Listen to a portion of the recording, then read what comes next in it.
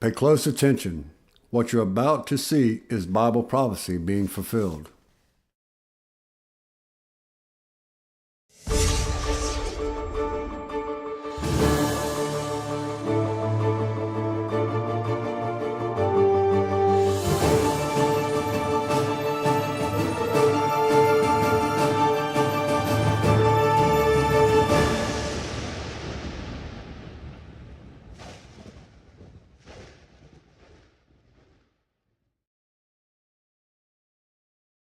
Welcome to another edition of YPN News, bringing you the news as it relates to Bible prophecy and foretold by Yusra Hawkins. Well, in the news today, debates between UN Security Council members are heating up as they grope for answers to the Syrian crisis. Also, the Secretary of State Rex Tillerson is preparing to visit Moscow, and we'll look at what kind of relationship and influence China has on its North Korean neighbor. Well, all this and much more to report to you. But first, a topic not getting much attention in the media these days, the slave trade. Well, according to the United Nations, there are more and more African migrants being sold into slavery. The UN's migration agency says human traffickers and militia groups are responsible for both buying and selling of the West Africans as they pass through Libya. Now, the agency recently interviewed some of the migrants who told their stories of being sold in garage or car parks in the southern city of Sabah. Now, Sabah is one of Libya's main migrant smuggling hubs. Well, Othman Belbisi, head of the UN agency Libya mission, gave more details at a news conference in Geneva. He explained the migrants would be sold from anywhere from $200 to $500. Speaking of their treatment, Belbisi said many of them escape, many of them are kept in bondage, and many of them are even imprisoned inside an area where they are forced to work on a daily basis. There are also claims that women have been bought in Libya as well and are being forced to be sex slaves. Now, this new evidence gives light to the fact that the slave market is more open than in the past. Now, the new evidence suggests that the slave markets are becoming much more open about capturing the African peoples who are simply trying to make their way to Europe, and the UN is making the effort to help some of the refugees to return home. So in an effort for these people to find a better life here, they're being taken advantage of, basically. Yeah, that's sad. Well, imagine you need to travel by plane. You book your flight in advance, pay for your ticket, packed, drove to the airport, made it through security, and finally are seated on your flight. In a few short hours, you have reached your destination, right? Well, normally that's how it works, but for some on a recent United Airlines flight, things did not go at all as planned, especially for one man, and it was no fault of his own. Well, the airlines overbooked a flight from Chicago O'Hare Airport to Louisville, Kentucky. Now, they needed 4 seats for its own crew members, and so when no one willingly volunteered to give up their seats, flight attendants chose 4 people at random and told them they needed to leave the plane. Now, 3 of the passengers left with no argument, but the 4th man refused to leave his seat.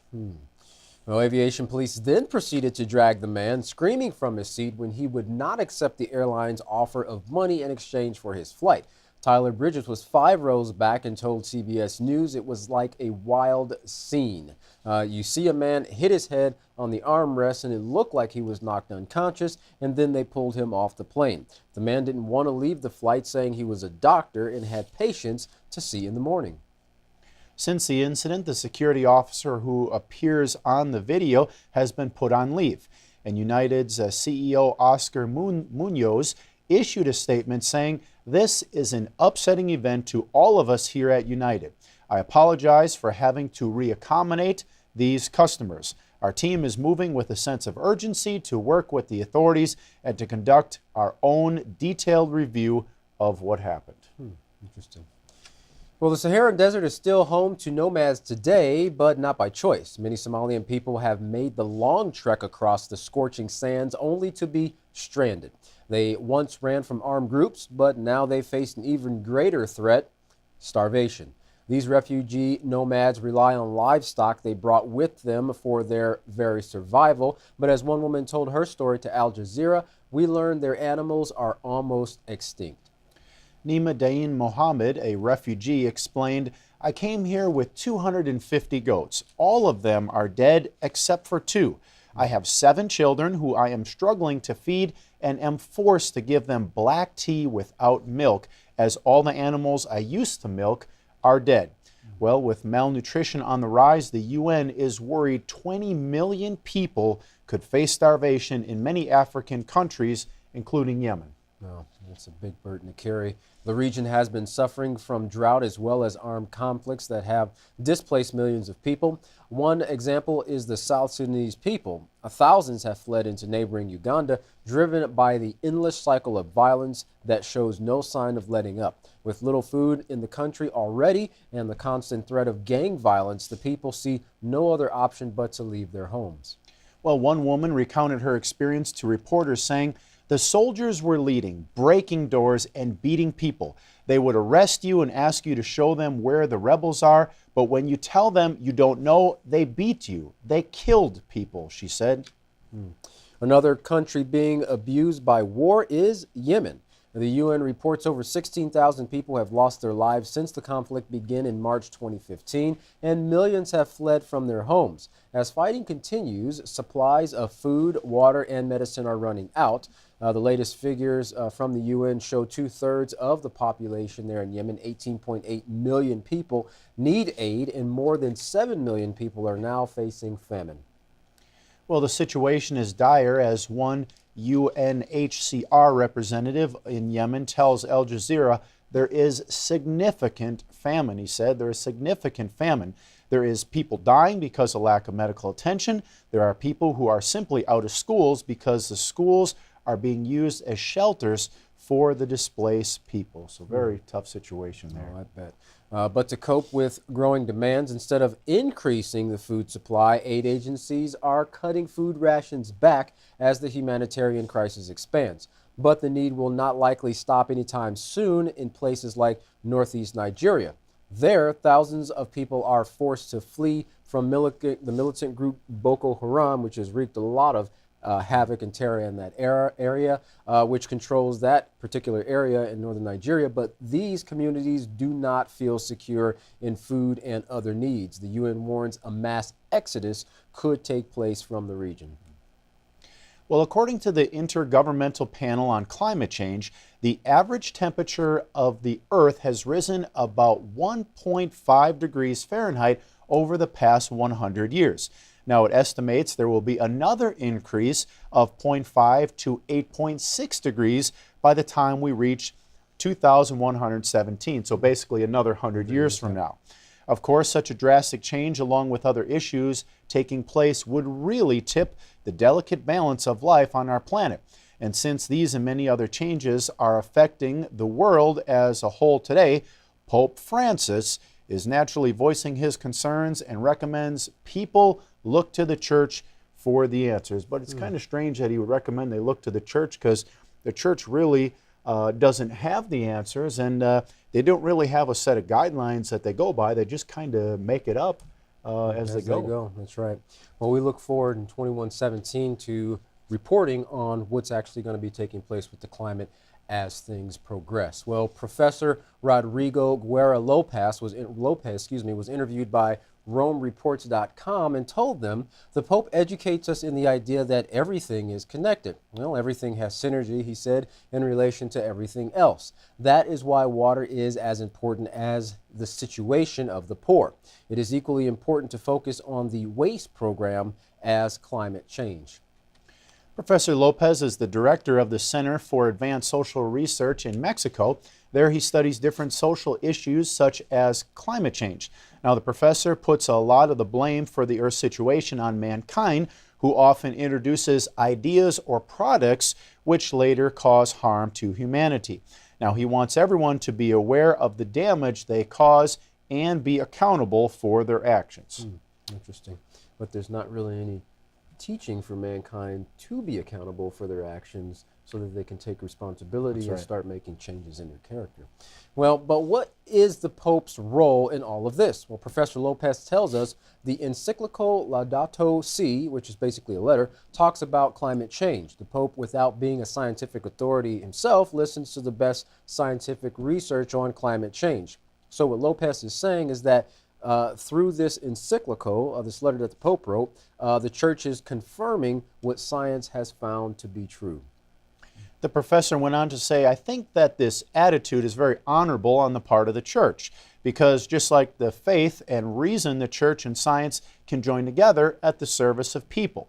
Now, many experts at the Vatican, like Professor Lopez, believe that the Church and science should come together to help solve the world's problems. And you know, if you look at how the Church and science, some of the things that science talk about, like evolution, instead of the creation, you know, the Church backs up some of the evolution theory, so maybe they can find some common ground there. I'm sure they will, but I have a feeling we're still going to see these same problems taking place in the future. Well, there are apparently additional concerns for the papacy catching headlines as well. Larry McGee has been tracking a story for us regarding terrorism striking the church, as well as a story, other stories related to the state of warfare among the nations. Larry, what do you have for us? Suffering retaliation at its place of origin, the Coptic Catholic Church was reportedly struck this week by bomb attacks at 2 of its cathedrals. In one incident, a bomb was placed underneath a pew and detonated during a choir performance. In the second attack, a suicide bomber attempted to enter a church by going around a church metal detector. When he was caught by church security and instructed to proceed through the checkpoint, he returned to the detector and detonated his bomb. Both of the attacks are reported to have taken the lives of 44 people in total. ISIS is allegedly claiming responsibility for the incidents and has issued threats of more assaults in the making. The irony of ISIS is that it has actually killed more Muslims than it ever has Christians, but it is stated from its inception that its mission is to topple Rome, complete with visuals displaying the ISIS flag being flown over the Vatican. In response to the latest attacks, the geopolitical giant is said to be considering strategies to further enhance its already heightened security. A bridge intended to heighten friendly relations between Asia's leading power and North Korea is quiet and absent of much activity as tensions increase between the two allies over its nuclear program. As a concession to the United States, China has been dialing back its economic cooperation with North Korea in an effort to dissuade it from proceeding with its nuclear intentions. China has not cut all ties, however, and has contended that a measure that severe might actually produce an effect incompatible with what the international community desires. In a recent meeting with the head of China, President Trump stated that in the absence of new ideas from the Chinese to address the threat, that America is prepared to take unilateral action. And what is being taken as a token of seriousness in that regard, the U.S. has dispatched a fleet of warships towards the Korean Peninsula. That made it Kim Jong-un's move, but China, who is reportedly attempting to play an intermediary role between the two nations, is asking that both parties refrain from provocative action. That, of course, includes the usual military festivities put on at this time of year by the North Korean government, which typically includes an exhibition of several of its banned missiles.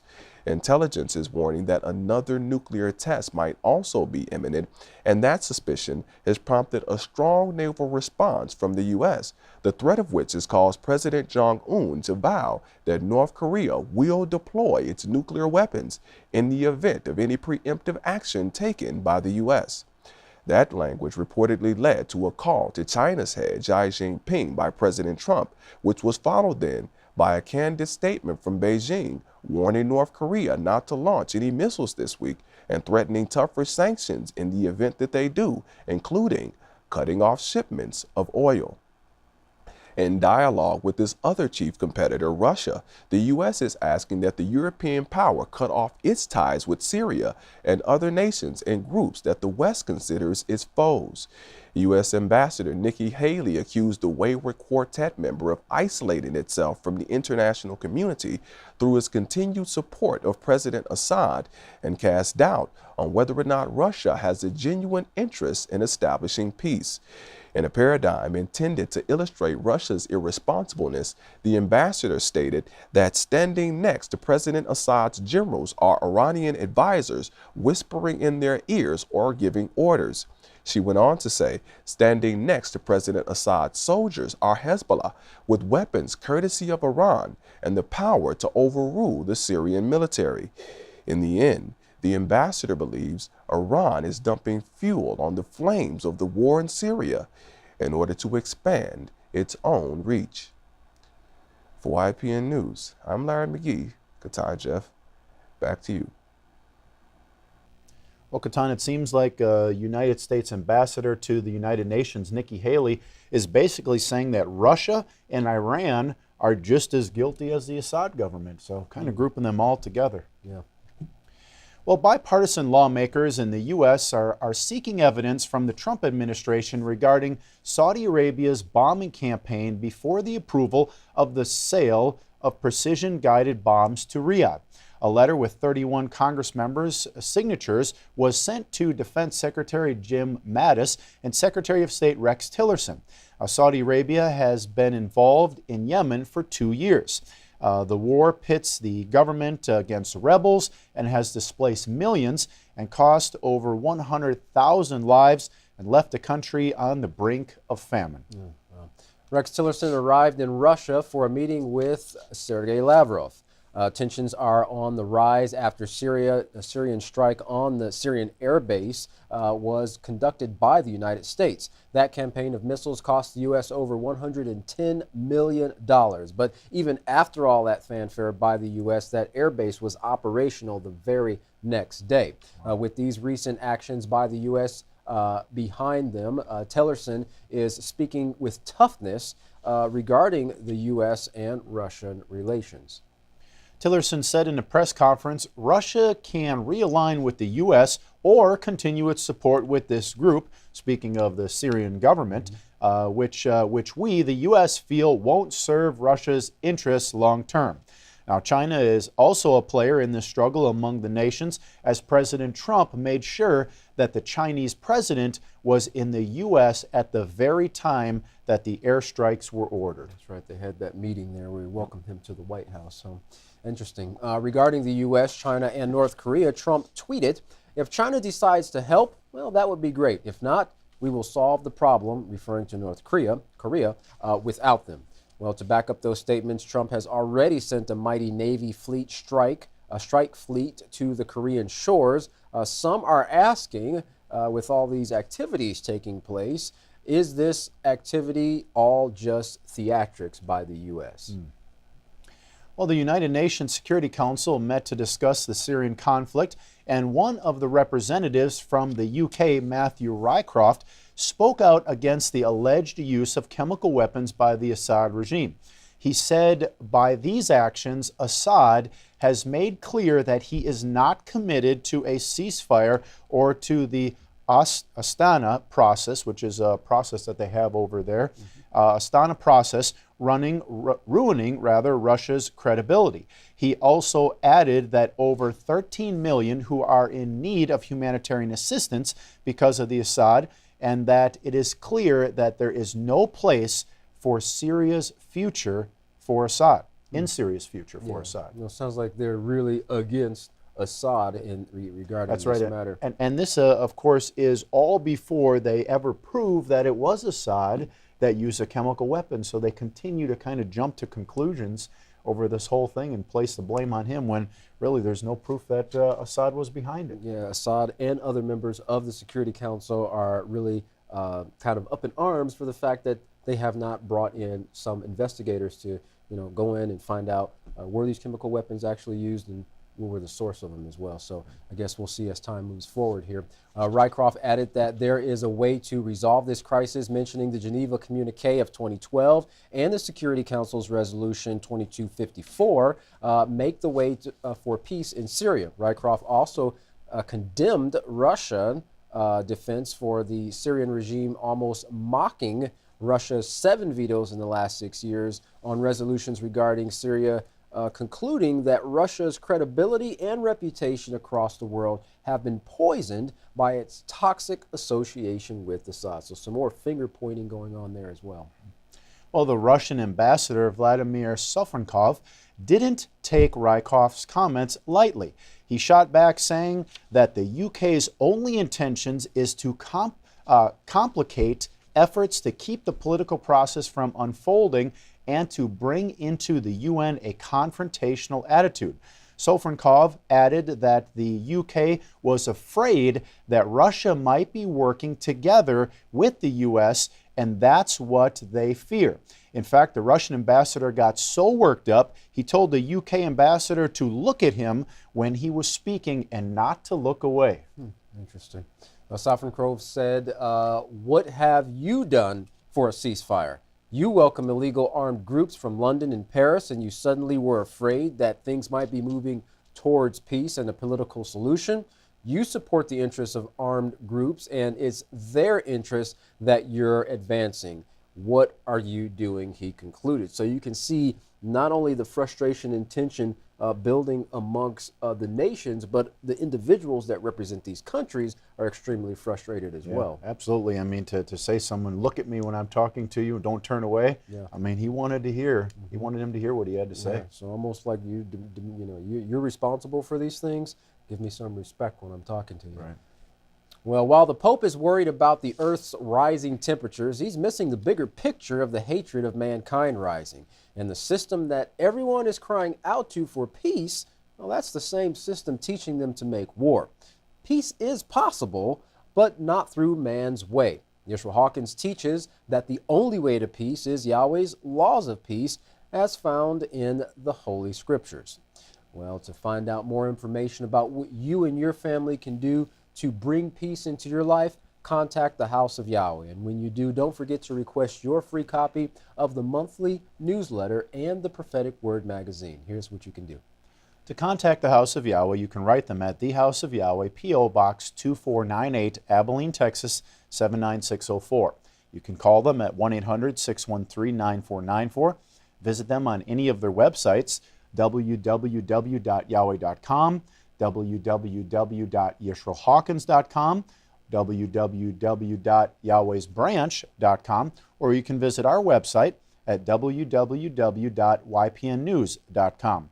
For any emails, you can email to info@yahweh.com. Any calls coming internationally, you can call the number that's on your screen now. And once again, we'd like to remind you about 2 excellent Bible study programs that are available. The Yisrael Says program and the Ask Yisrael program.